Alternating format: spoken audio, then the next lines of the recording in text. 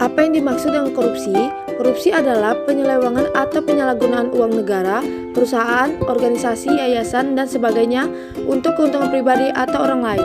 Ayo kenali jenis korupsi ini, yaitu menyuap pegawai negeri, memberi hadiah kepada pegawai negeri karena jabatan, menyuap hakim, menyuap advokat, hakim dan advokat menerima suap, pegawai negeri menggelapkan uang atau membiarkan penggelapan.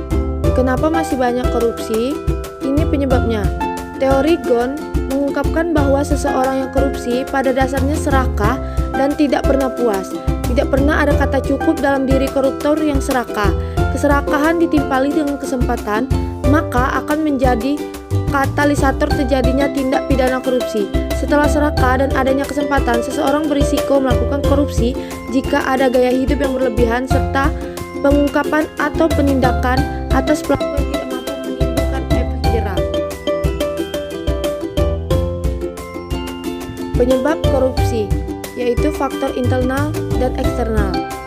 Faktor penyebab internal: 1. Sifat serakah atau tamak rakus manusia.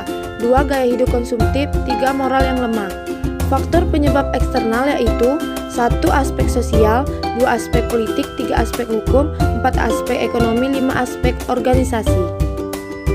Bahayanya dampak korupsi di berbagai bidang, yaitu yang pertama, dampak korupsi di bidang ekonomi. Yang kedua, dampak korupsi di bidang kesehatan. Yang ketiga, dampak korupsi terhadap pembangunan. Yang keempat, korupsi meningkatkan kemiskinan. Yang kelima, dampak korupsi terhadap budaya.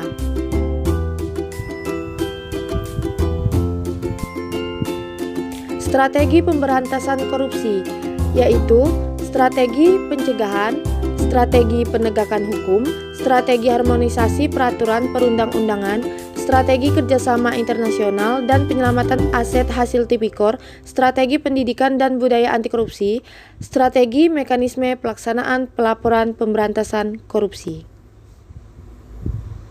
Terima kasih.